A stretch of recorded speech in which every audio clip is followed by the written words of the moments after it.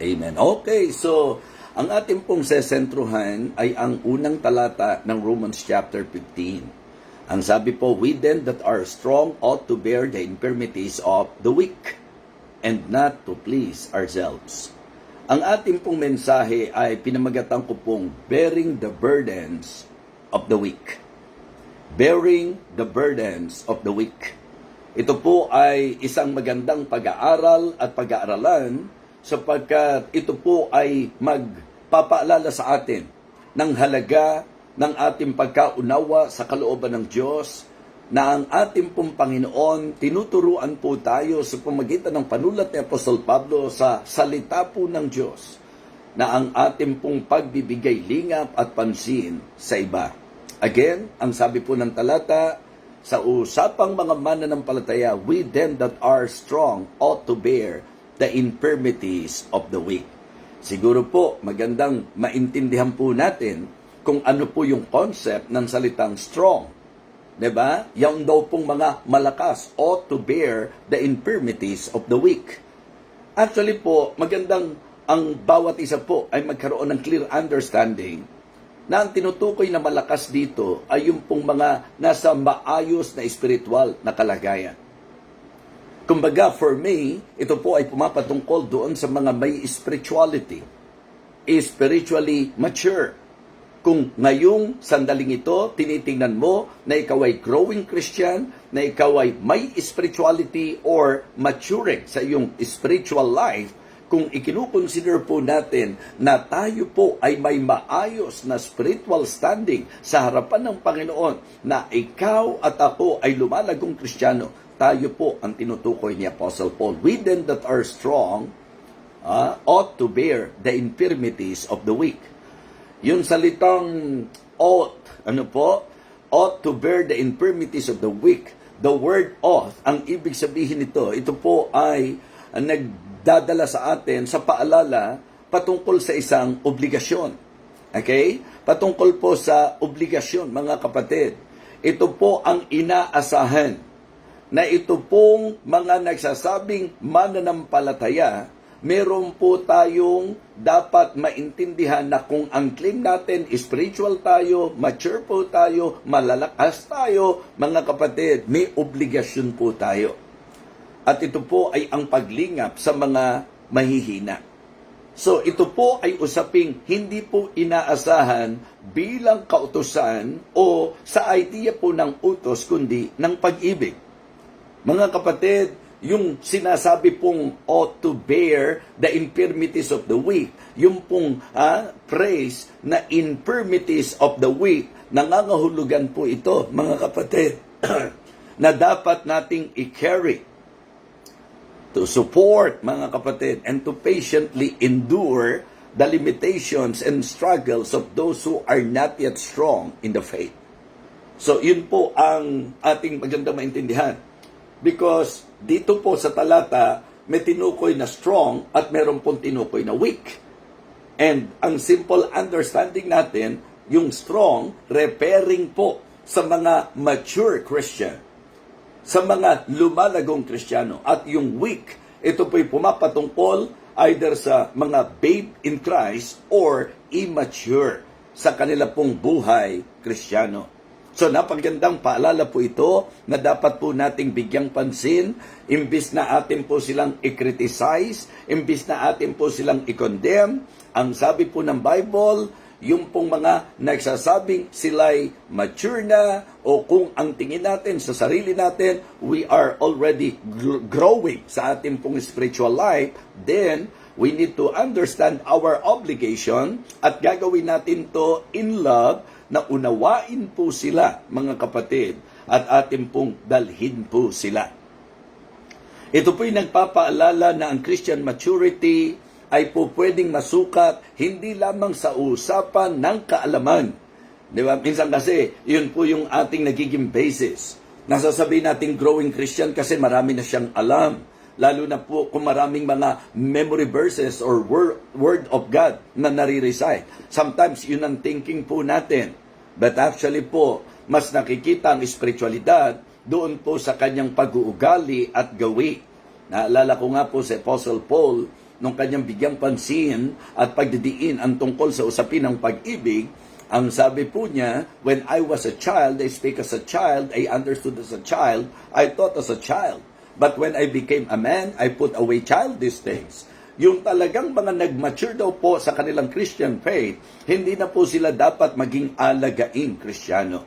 Kaya mga kapatid, mga minamahal, it is good to learn this message. So please listen very carefully and I hope na sasamahan niyo po ako hanggang sa ating pagtatapos. Ang ating pong pag-aaral ay lalong magbibigay tibay at tatag sa relasyon ng magkakapatiran, ng magkakasama sa church. Mga kapatid, kasi po, pagka minsan ginagamit natin yung salitang magkakapatiran, yung iba po nagkakapatiran. Di po ba? Ang ibig sabihin, nagkakatisuran. Yung mga Tagalog, naintindihan yung ibig ko pong sabihin. Yung mga magkakapatiran, sa malungkot na bahagi o kaunawaan, minsan nagkakapatiran ang mga magkakapatiran. So that is not the will of God. It is not God's will for us na maging stumbling block. Ang kalooban nga po ng Panginoon, especially you, na nagkiklaim that you are already a growing believer, that you are already mature, or ikaw ay masasabi nating may spirituality, then ang inaasahan po sa atin na sa pag-ibig, dadalhin po natin ang bigat ng isa't isa. So mga kapatid, again, the title of my message this morning, Bearing the Burdens of the Weak. Bearing the Burdens of the Weak. I remember that even in the Church of Galatia, di ba? In Galatians chapter 5, sa chapter 6, verse number 1, ang sabi po ng Galatians chapter 6, verse number 1, malinaw na malinaw po ang sabi ng Bible, brethren, if a man be overtaken in a fault, he which are spiritual, restore such an one the spirit of meekness, considering thyself, lest thou also be tempted. So, it is good for all of us to learn from the Scripture that the will of God for us, being believers or claiming growing believer, ang kalooban ng Panginoon sa atin ay mangagdalahan tayo ng bigat ng isa't isa. Okay? Again, according to our text, we then that are strong ought to bear the infirmities of the weak and not to please ourselves. Alam nyo, kadalasan po ang nagiging problema natin sa church ay ang masyadong pagsentro sa sarili.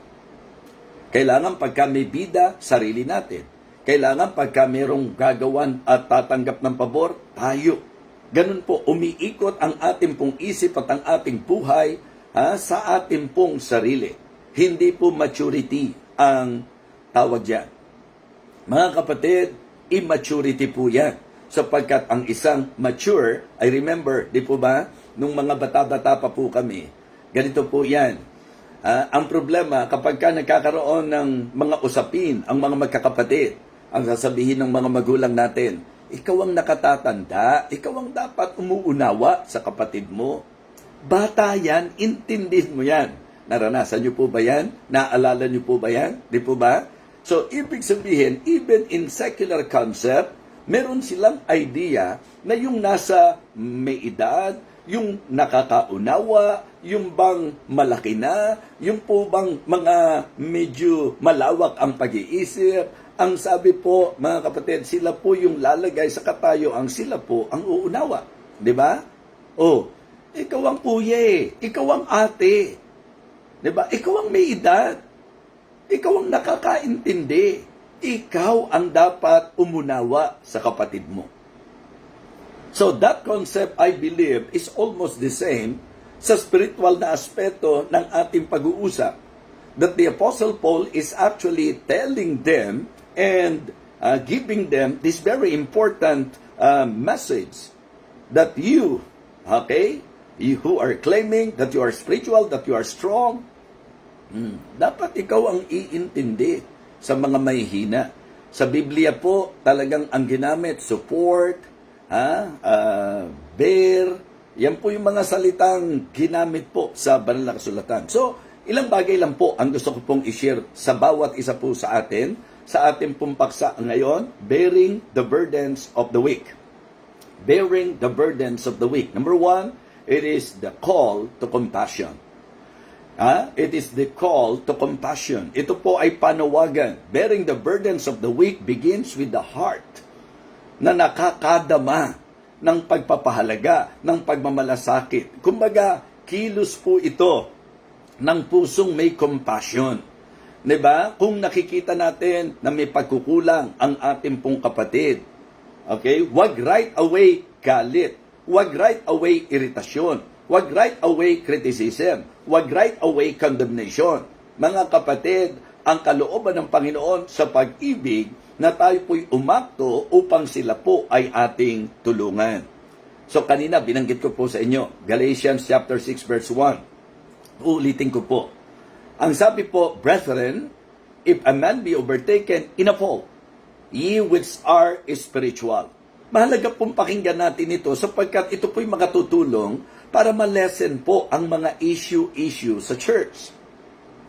Para right away, ma-prevent natin yung mga dapat nating maingatan. Kasi kung ang mangyayari po sa church, sa lubungan, nagtampo yung isa, nagtampo rin yung isa. Nagsalita ng hindi maganda yung isa, sinalubong naman ng isa. So, mga kapatid, nagkamali si kapatid, huhusgahan, at talagang ida-down yung kapatid na nagkamali. So, ito po ay inyong pag-isipang mabuti, sapagkat ang usapang pagdadala ng bigat ng mga mahihina ay usapang panawagan sa tinatawag nating puso na may compassion. A call to compassion. Ang sabi po, brethren, if a man be overtaken in a fault, ye which are spiritual. So, ito po yung katulad po nung idea na sinasabi po, we them that are strong. Ang tinutukoy pong strong at yung sinabi ng Galatians chapter 6 verse 1 na spiritual, ye which are spiritual, ang sabi po, restore such an one in the spirit of meekness. Diba? Considering thyself. Alam niyo po, yung mga meron pong masasabi nating bukas na pag-iisip, aware din po siya. Diba? Particular din po siya na hindi lamang ang ibang tao ang pwedeng magkamali. Tayo po pwede rin, posible rin, it is also very possible for us to commit mistakes or even to fall. Pwedeng mangyari din po yan. Kaya nga, it is good to be reminded, folks, of what the Apostle Paul said, brethren, if a man be overtaken in a fault, you which are spiritual, restore such an one in the spirit of meekness. That is the kind of spirit na dapat makita sa mga nagsasabi na sila po'y mature, na sila po ay strong. Importante po ito. Diba? It is good for us to somehow absorb and try to understand and evaluate at the same time. Kasi minsan kung umakto tayo sa kapwa natin, parang tayo walang posibilidad na sumablay, na magkamali. Lahat tayo prone, lahat tayo may tendency. Wala pong kahit sino man. Diba? Ang paalala nga po ni Apostol Pablo, ang sabi po, let him that thinketh he standeth, take heed lest he fall. Huwag isipin ng sino man na siya ay matatag. Baka siya mabuwal. So ito po'y paalala leading to that idea that it is good to have a compassionate heart sapagkat ito yung itinuturo po ng Biblia sa atin. Ye which are spiritual, restore such an one in the spirit of meekness, considering thyself, lest thou also be tempted. Kapag ikaw ay naging mapanghusga, pag ikaw nagkamali, yun din po aanihid mo. Kapag ka naging harsh po tayo, pagka naging malupit po tayo, ganun din po mga kapatid, ang mangyayari po sa atin sa panahon na tayo po'y magkamali. Kaya nga ang sabi po, bear ye one another's burden and so fulfill the law of Christ. Diba? Bear ye one another's burden and so fulfill the law of Christ. Siguro po maganda rin, basahin po natin yung sinabi po ng 1 Peter. Okay? Gusto ko pong bigyan ng diin po sa inyo to. Sabi po ng sulat po ni Apostol Pedro, 1 Peter chapter 3. 1 Peter chapter 3. Tingnan nyo po ang sabi ng verse number 8. Finally, be ye all of one mind, having compassion one of another, love as brethren, be pitiful, be courteous, not rendering evil for evil or railing for railing, but contrariwise blessing, knowing that ye are thereunto called, that ye should inherit a blessing. Nakita niyo po, may panawagan para sa compassion. So, bearing the burdens of the weak, it is a call to compassion. Yan po ang unang puntos na nais ko po na pagbulayan natin, pag-isipan natin. Hindi po tayo tinawag ng Diyos at iniligtas ng Diyos at hindi po tayo pinalalago ng Panginoon para maging critic, to criticize the weak. Ang sabi po, but to care. Amen? Yung tayo po'y magmalasakit sa mga mahihina. Isipin niyo po, kung sa gawain po, yun ang mentality natin. 'Di ba? Na imbis na husgahan, imbis na magmalupit tayo sa mga nagkamali, nakalimot, nagkasala, kung ang mararamdaman po nila, spirit of meekness, just try to imagine the possible result. Ano po ang magiging posibleng resulta? Kung ang mapipil po sa atin, hindi tayo condemning, hindi tayo malupit. Minsan po kasi kaya hindi rin makaamin ang tao sa kanyang kamalian kasi alam niyang dudurugin siya. 'Di ba? Mga kapatid, please consider, ito pong sinasabi ko, may mga pangyayari po na yung mali, kaya hindi po maamin ang pagkakamali. Okay? Kaya po nagmamatigas. Kasi iniisip nila na kapag sila po ay umamin sa kanilang kamalian, sila po'y huhusgahan, sila po'y pagmamalupitan, and I believe sa usapang aral ng salita ng Diyos, kung tayo po ay matatag, kung tayo po ay malago, kung tayo po ay may tamang espiritualidad, the kind of spirit na dapat maramdaman sa atin ay ang espiritu ng ating Panginoon at iyan po ay ang compassion. Diba? So kaya for me, yung ating puntalata, we then that are strong ought to bear the infirmities of the weak. It is a call to compassion. Ikalawa, it is the character of Christ. It is the character of Christ. So, kahapon po, tinalakay ko po doon sa conference, di ba, na meron tayong model to imitate. The model to imitate. At yan po ay walang iba kundi ang ating Panginoong Hesukristo. Sa lahat ng larangan ng buhay natin bilang mananampalataya, the best person to imitate and the best model to imitate is no other than our Lord Jesus Christ. Pag-usapan ng servanthood, pag-usapan ng humility, pag-usapan ang klase ng lakad, buhay, at ang compassion, everything about our Lord Jesus Christ, I can say na yun ang magandang tularan. Okay? Mga kapatid, siya ang perfect example. Hindi po siya nabuhay to please himself. Siya po ay nabuhay para magministeryo. Siya po ay nabuhay upang magsilbi. He borne our griefs. Alam po natin yan. Katatapos lang ng pag-alala po natin. He carried our sorrows. Diba? Yung ating pong mga kapigatian, kalungkutan, kapanglawan, at ipinasan po sa kanyang lahat ang bigat na kung tutuusin po, mahirap pong dalhin, mga kapatid. But because of compassion, because of love, kaya nga for me, I can say that the idea, when the Apostle Paul said, we then that are strong ought to bear the infirmities of the weak, that is actually the example na ipinakita ng Panginoon. And I can say na ito po ay character ng ating Panginoon. Amen? Napakahalaga po. Ang sabi po ng Bible, sa Romans chapter 15 and verse number 3. Romans chapter 15 and verse number 3. Napakagandang paalala po nito, mga Kristiyano. And please consider, for even Christ pleased not himself, but as it is written, the reproaches of them that reproach thee fell on me. Diba? Yan po yung binigyang pansin po. Kaya siya po ang ating pong masasabi nating magandang ihemplo. Tingnan po natin sa Isaiah. Remember that? Sa Isaiah chapter 53, ito po yung record, sariwa pa sa isip natin. Inaalala po natin, nung pong mahal na araw at ang pagpapakasakit, ang paghihirap na ginawa ng ating Panginoon Kristo. Tingnan niyo po ang sabi ng verse number 4. Okay? Isaiah 53 and verse number 4. Surely He hath borne our griefs and carried our sorrows. Yet we did esteem Him stricken, smitten of God, and afflicted.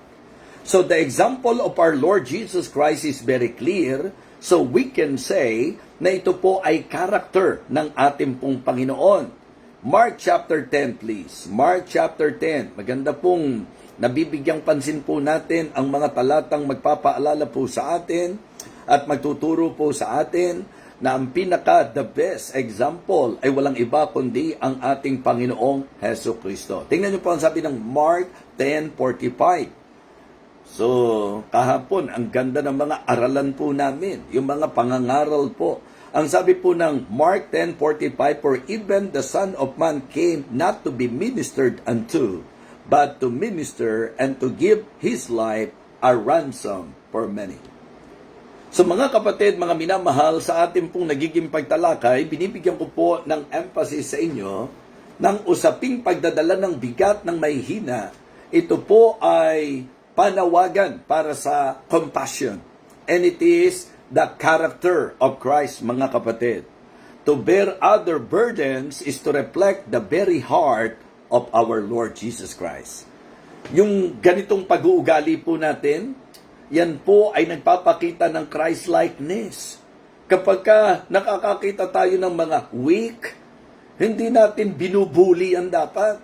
Pag nakakakita tayo ng mga mahihina, hindi natin dapat kinukundina. Dapat naglilid sa atin at talagang tinatawag tayo sa tinatawag na compassion to take good care of them and to help them and to somehow assist or guide them. To criticize, that is not right. To criticize, that is not good. Let us develop the character of our Lord Jesus Christ. Let us develop Christ-likeness, Maganda po, kung may tutularan po tayo, siya ang dapat nating tularan. Siya po ay may malaking puso sa mga makasalanan. Siya po ay may malaking puso sa mga mahihina. At yun po ang kalooban ng Panginoon sa atin. Natulungan natin yung mga nangangailangan. Alalayan natin yung mga mahihina. Yan po ay sinabi rin po ng banal na kasulatan, di ba? Warn them that are unruly, comfort the feeble-minded, support the weak. Yan po yung nakatala sa 1 Thessalonians chapter 5. Di ba? Sa 1 Thessalonians chapter 5, yung mga unruly, bigyan ng babalayan. Di ba? Yung mga feeble-minded, i-comfort natin yan, mga kapatid. Pero yung mga weak, support the weak. Alalayan natin ang mga mahihina. So, number 1, it is a call to compassion. Number 2, it is the character of Christ. And number 3, it is the culture of the church. It is the culture of the church. Diba? Yung salitang culture, bawat bansa may iba't ibang kultura. So, sa spiritual na aspeto ng buhay, pagka sinabing tayo po'y church, dapat maganda po ang kultura natin sa church. Hindi po tayo hatulan. Hindi po tayo pintasan. Hindi po tayo siraan.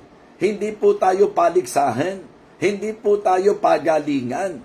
Hindi po dapat ang espiritu natin ay ang pag-atake sa iba. Sabi ko nga, ang tama sa namamali ay gabayan para maituwid at maitama. Ang tama sa bumabagsak ay tulungang makabangon at itayo. Yun po ang dapat kultura ng church, mga kapatid. Kasi ang church natin sa usapang kultura, dapat ang nagmamanifest grace of God. Yun talagang pagiging mapagbiyaya ng Panginoon, yung mercies of God, yung mga kahabagan ng ating Panginoon. Dapat nagtutulungan po ang church. Dapat nag-aalalayan po ang church. Dapat nagpapanalanginan po ang church. Kaya nga, mga kapatid, minsan nakakalungkot mang sabihin, hindi nga lang basta yung usapang Kristiyano yung bang karaniwan na talagang magkaroon ng masasabi nating pangyayari sa church.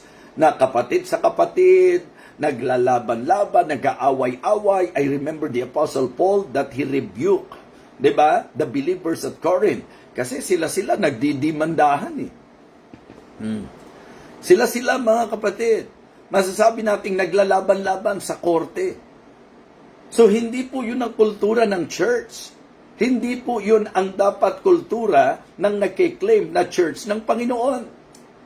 Ang sabi po ng Biblia, pagka pinag-usapan church, kapag pinag-usapan magkakapatiran sa Panginoon, Dapat po, everything, ginagawa natin na may pag-ibig. Di ba?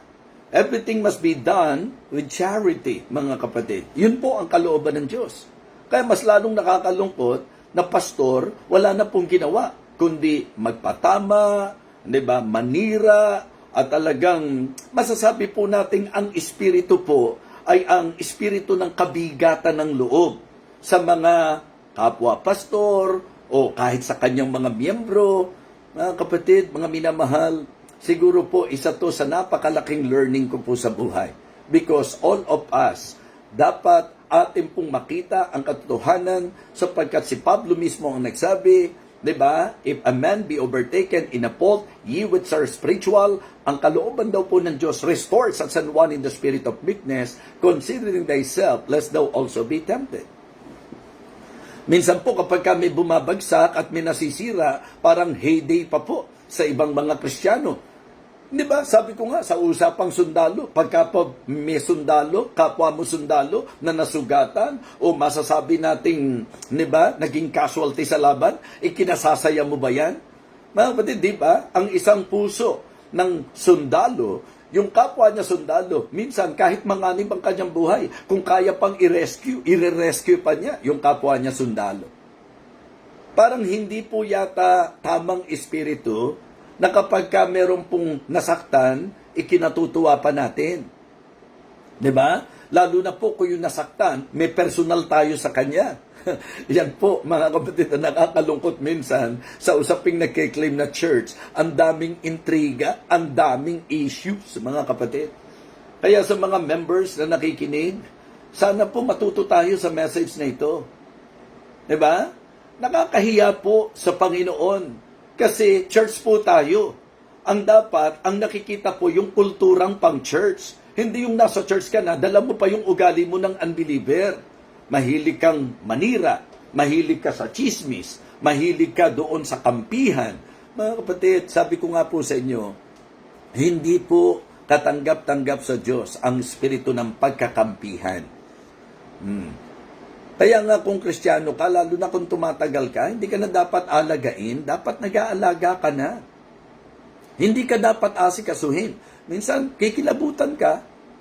Yung ang tagal-tagal ng Kristiyano, siya pa may issue, mga kapatid. Baka na mali yung pwesto ko, nakaharap ako sa aircon. Ano po? So, kasi po yung iba, kaya po, kasi mahal na po ang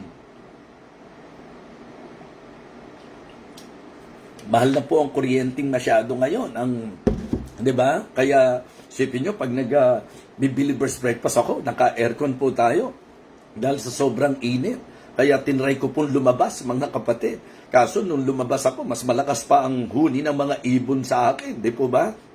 Kaya may mga nagko-comment. Meron din silang naririnig na mensahe ng mga ibon na nakikipagpaligsahan sa akin. So kaya pumasok na naman po ako sa loob, mga kapatid. So, going back, doon po sa sinasabi ko, hindi po kultura ng isang church ng Panginoon ang siraan, chismisan, paligsahan, tampuhan, tisuran. Hindi po. Ang tamang kultura ng church ay ang panalanginan, palakasan, at dalahan ng bigat ng isa't isa. So, kung tayo po'y makikinig lang at i-apply lang natin ito, babalikan ko po yung binabanggit ko kanina. Hindi ka ba nahihiya na ang tagal-tagal na po nating mananampalataya, tayo pa may issue sa church? Hindi ba masagwa o alangan na ikaw ang matagal ng Kristiyano, ikaw ang laging may problema? Mga kapatid, please consider this message. We then that are strong ought to bear the infirmities of the weak. Hindi po yung ang tingin mo sa sarili mo, malakas ka, pero ikaw ang kinatitisuran.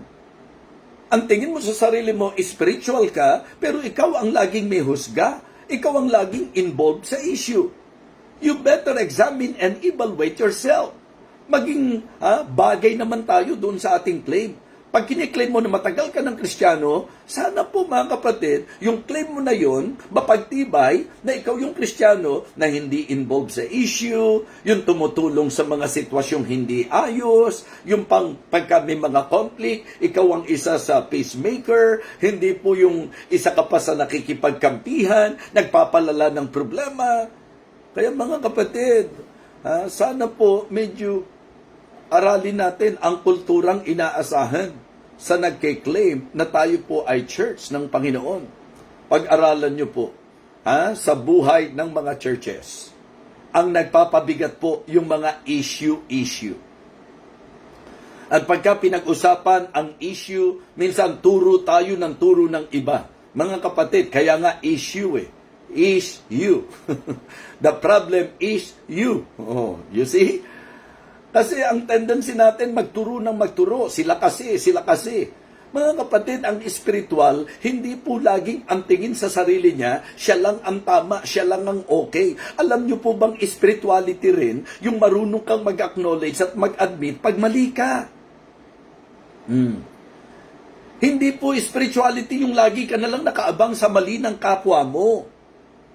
Mga kapatid, sabi ko nga, hindi na natin kailangang maghanapan ng butas sa isa't isa. Sapagkat kahit hindi mo makita, walang tao na walang butas, mga kapatid. Walang taong walang kapintasan. Walang tao na walang mali. So there is no need for you na hanapin mo yan. Sapagkat sabi ko nga, hanapin mo at hindi ang realidad. Lahat tayo may kapintasan, lahat tayo may kakulangan. Ang importanteng maintindihan po natin ay ang turo ng salita ng Diyos. At ang turo ng salita ng Diyos, particular ako at ikaw. Kung ang claim natin we are spiritual, kung ang claim natin we are strong, kung ang claim natin we are already a growing believer, then ang inaasahan po ikaw na nagsasabing malakas, ikaw na nagsasabing malago, ikaw na nagsasabi na ikaw ay matagal ng Kristiyano, ought to bear the infirmities of the weak.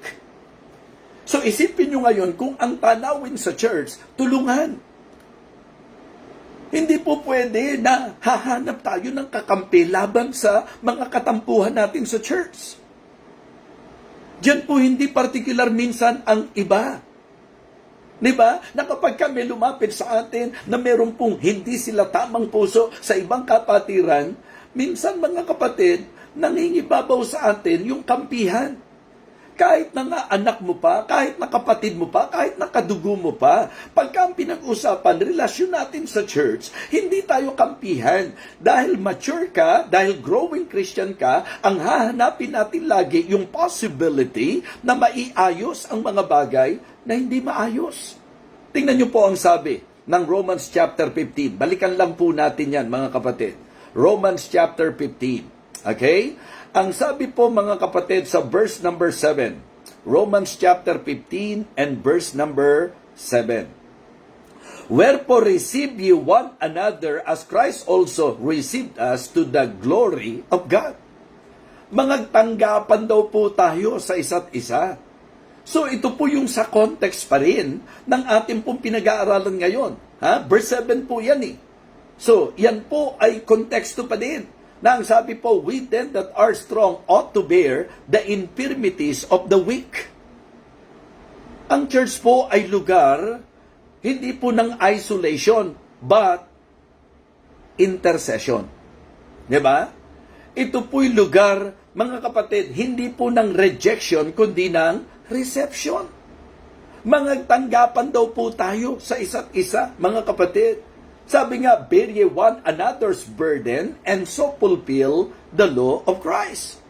Tingnan niyo po sa 1 Corinthians chapter 12. 1 Corinthians chapter 12. Maganda rin po yung binanggit dito ng Apostol Pablo. 1 Corinthians chapter 12 sa verse 26.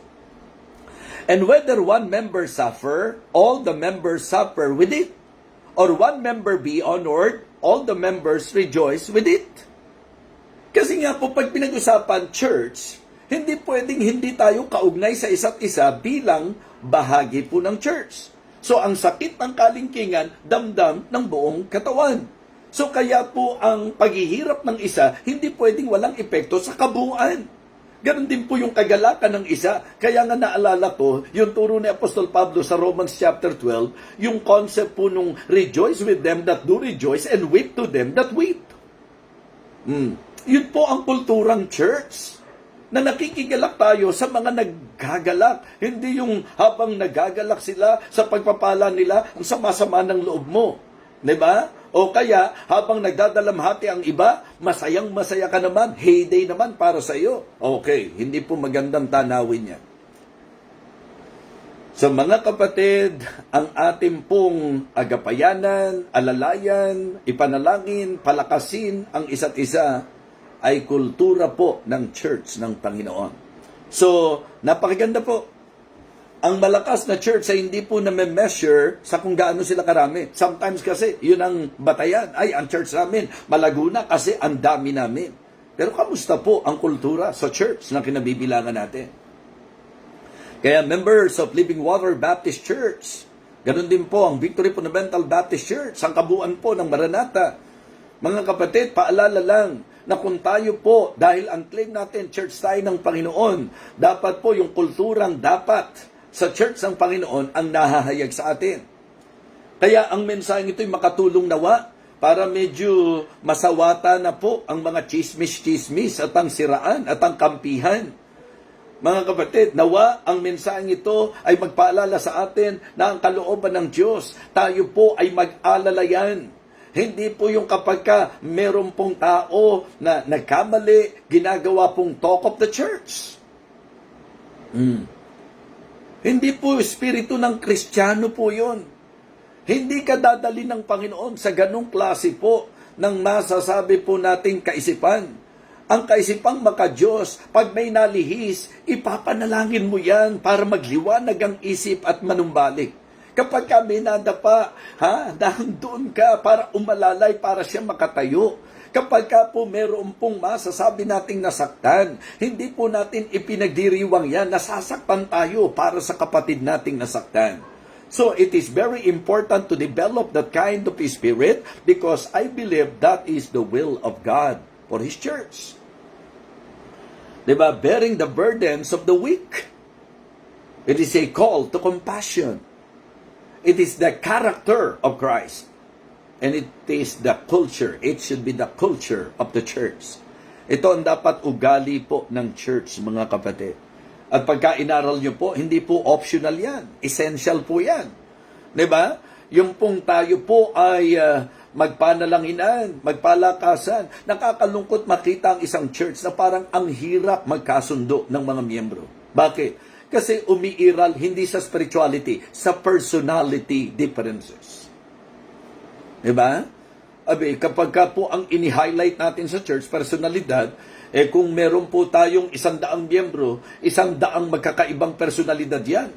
Maring may mga magkakahawig-hawig dyan, pero sabi ko nga po sa inyo, wala talagang exactly magiging compatible when it comes to personality. Meron sigurong mga pagkakahawig, meron sigurong ilang mga aspeto na nagkakasundo, nagkakapareho tayo, pero sa kabuuan, sa totality ng lahat-lahat, ang bawat isa ay unique. Kaya kapag ka ang hinanap natin at ang naging goal natin, magkapare-pareho tayo ng personality, magkapare-pareho tayo ng perspective, magkakaroon tayo ng pare-parehong point of interest that is very impossible, and if that, we'll use that as our basis para magkasundo-sundo, mali. It is the Spirit of God na magdadala sa atin sa pagkakasundo-sundo. Pagka nai-apply na po natin ang Romans 12, mga kapatid, lagi natin kino-quote yung verses 1 and 2. Ang kabuuan po, at ang kalubusan po ng verses 1 and 2 ay ang aplikasyon po natin ng mula po verse 3 hanggang verse number 21, kundi po ako nagkakamali. So, siguro po, diinan po natin yan. Bigyan po natin ng emphasis ang Romans chapter 12. Yan. Maraming mga Kristiyano po kasi, talagang, maniwala kayo, memorize na memorize po. Okay? Babasahin ko po ito. Kaya, malaking bagay na kayo po ay nakiki-believers breakfast po sa atin. Verse number 1. I beseech you therefore, brethren, by the mercies of God, that you present your bodies a living sacrifice, holy, acceptable unto God, which is your reasonable service. And be not conformed to this world, but be transformed by the renewing of your mind that you may prove it is that good and acceptable and perfect will of God. So, ang verses 1 and 2 ay nagbigay sa atin ng emphasis na ang goal at objective natin dapat ay ang maging acceptable tayo sa Panginoon.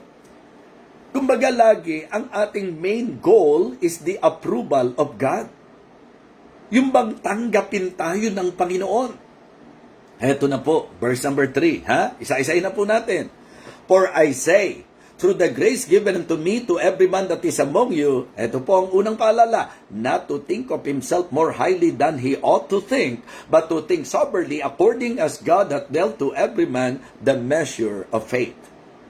Kung ikaw ay gifted, kung ikaw ay binigyan ng Diyos ng talent, paalala po, hindi niya binigayan para magmagaling ka sa iba. Hindi niya binigayan para isipin mo that you are better than others. Okay? Huwag kayong bibitiw. Makinig po kayong mabuti. Dito po sa aral na ito ni Apostol Pablo. So, yun po ang laman ng verse number 3. Diba? At ang paalala po sa verse number 4, for as we have many members in one body and all members have not the same office, so we being many are one body in Christ, and everyone members one of another. Sa tingin niyo po ba, hindi mahalaga itong paalalang ito na sinasabi na ang bawat isa ay miyembro ng isa't isa? Na tayo po ay nasa iisang body? Diba? Hindi po pwede na ito po, mga kapatid, ay hindi magkakasundo. Mahirap po pag hindi po nag-cooperate ang kamay kay paa, ang mata kay bibig, ang tenga kay mata. Hindi po pwedeng ganun.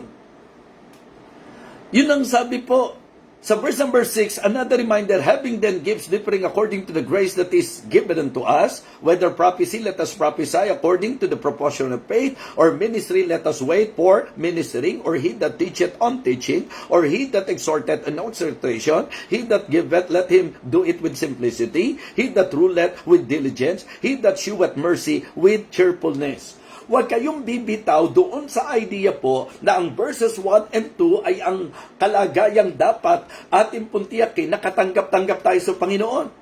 At nung simulan natin sa verse 3, ang niliwanag, huwag kang darating sa punto na dahil gifted ka, na dahil magaling ka, iisipin mo na ikaw ay higit sa iba. Okay? At ang ipinaalala, lahat may kanya-kanyang kaloob, pero iyan ay hindi po para magwatak-watak, kundi to complement one with another. So that is actually the clear message.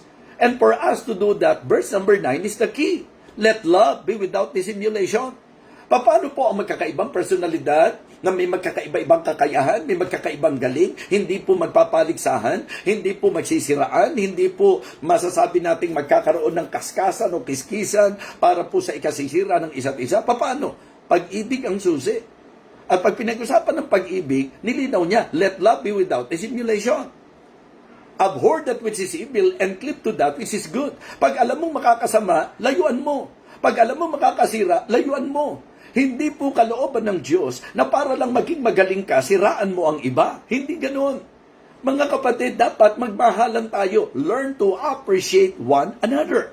Let love be without dissimulation. Abhor that which is evil and cleave to that which is good. Paano mo ipakikita yan? Verse number 10. Be kindly affection one to another with brotherly love, in honor, preparing one another.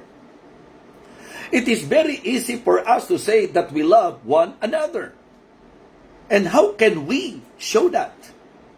How can we manifest that love? Ang ganda po, mga kapatid, by being kind. Amen? Be kindly affection one to another with brotherly love, in honor, preparing one another. Okay? Not slothful in business, fervent in spirit, mga kapatid, serving the Lord. Rejoicing in hope, patient in tribulation, continuing instant in prayer. At ang isang magandang ugali, distributing to the necessity of saints, given to hospitality. Bless them which persecute you, bless and curse not. Rejoice with them that do rejoice, and weep to them that weep. Be of the same mind one toward another, mind not high things, saya na naman, but condescend to men of low estate, be not wise in your own conceits. Ngayon, may mga pagkakataon, iniisip mo, hindi ko gusto yung ginawa sa akin eh. Di ba? Minsan nakakalusot yung ganun.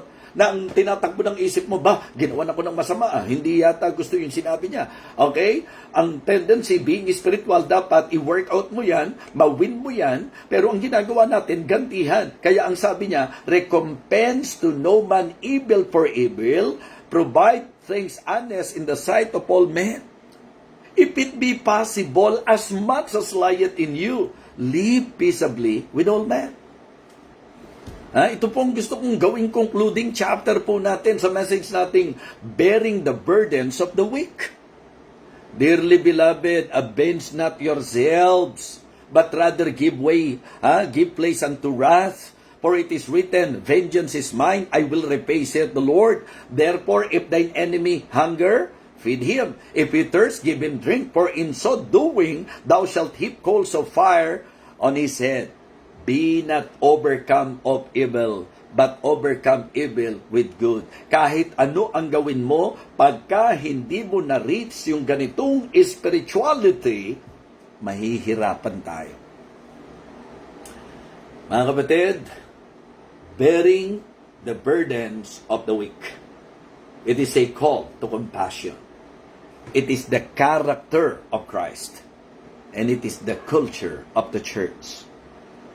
Pagka po lahat ng nakinig ngayon, i-apply ito, yung hindi ka nasasama sa mga issue, yung iingatan mong ikaw ang maging katitisuran, o kaya yung kapag ka ang naging ugali mo, kapag ka minamali, iniisip mo ang lahat ng paraan, nagpe-pray ka para sa kanya, yung mga bumagsak, ang magiging tibok ng puso mo, kung paano siya, hindi yung kapag ka may bumagsak, ang pakiramdam mo, ikaw ay kakaibang nilang at napakahusay mo, na parang hindi ka magkakamali, na parang hindi ka sasablay, na parang hindi ka magkakasala. Mga kapatid, spirituality is the key. Bear the burdens of the weak. Mga kapatid, it takes spirituality. Diba? It takes sincerity. Yun po yung dapat nating mapatunayan, that we are really growing sa ating pong Christian life. Na sincero tayo, mga kapatid. Diba? Na sincero po tayo. Mga kapatid, mga minamahal, I hope and I pray na ngayong araw na ito, lalo na sa mga members ng church, kung may mga kadiferensya kayo at hanggang ngayon hindi nyo pa naaayos, hindi ko alam kung kaninong espiritu po ang taglay ninyo. Diba? Halimbawa, magkakapatid kayo sa Panginoon, miyembro kayo ng isang church, meron kayong mga iringan, meron kayong naging conflict, tapos ang tagal-tagal na, hanggang ngayon hindi nyo pa naaayos, ewan ko kung espiritu ng Diyos ang nananahan po sa atin. Because if you really have the Spirit of God in you, dadaling ka ng espiritu na yan sa paggawa ng tama. At kung ang espiritu mo hanggang ngayon, condemning, di ba? Talagang wala nang ginawa, kundi mamintas, manghusga ng iba, mga kapatid, ewan ko po kung anong klaseng espiritu po yan. Ngayong sandaling ito, umaasa po ako na ang message na ito ay makatutulong sa bawat isa sa atin. Bearing the burdens of the weak. 3 bagay po ang tinalakay natin. Number 1, it is a call to compassion. Number 2, it is the character of Christ. Number 3, it is the culture, and it should be the culture of the church. Ito ang dapat kultura ng nagsasabing church ng Panginoon. I hope and I pray na tayo po ay muling napagpala ng salita po ng Diyos ngayong umagang ito. So, kaya evaluate din. Reflection, meditation, soul-searching, self-searching. Diba? Maganda po sapagkat ito'y magiging malaking tulong sa ikasusulong ng gawain ng Panginoon. Ulitin ko po, payagan niyo pong ulitin ko ito. Kung ikaw ay kabilang sa isang church at ikaw ay merong hindi kasundo, na ikaw ay merong kagalit, na ikaw matagal na nahandyan pa rin sa puso mo ang kapaitan, ang hindi magandang trato sa isa't isa, lihis ka sa kalooban ng Diyos. You are not doing the will of God in your life. ang kalooban ng Panginoon, we then that are strong ought to bear the infirmities of the weak. Ang kalooban ng Panginoon, bear ye one another's burden and so fulfill the law of Christ. Pero nilinaw ko, huwag tayo sa usapang gagawin lang natin yan dahil sa kautusan. Kundi niliwanag natin na gawin natin ito dahil sa pag-ibig. Mga kapatid, ito po ang salita ng Diyos. Ito po ang mensahe ng Panginoon. Nawa, kayo po'y nabusog at lumusog sa ating pong pinagsalu-saluhan ngayong umagang ito. So, manalangin po tayo. Dakilang Diyos, thank you so much for your word. Thank you for reminding us this morning. Thank you for this very important teaching, lalo na po sa mga Kristiyano at sa church na itinayo mo. Maasa po kami, dakilang Diyos, na ito po'y aming ia-apply.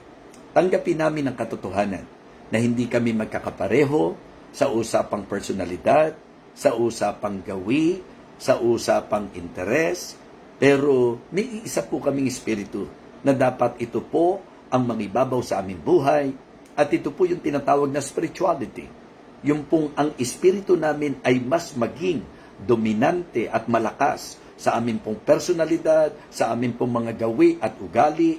Panginoon, ma-reach nawa ng bawat isa ang level na kung saan sa paglago po namin, kami magiging alalay sa iba at talagang magiging considerate at magiging compassionate. Bless us, O Lord, we pray. Thank you so much. Ang amin pong pamamahinga ay iyo pong gabayan. Ang araw ng amin pong mga gawain ito ay iyo pong gabayan. Thank you so much, O Lord. Ito po ang aming panalangin sa pangalan po ng aming Panginoong Jesus. Amen.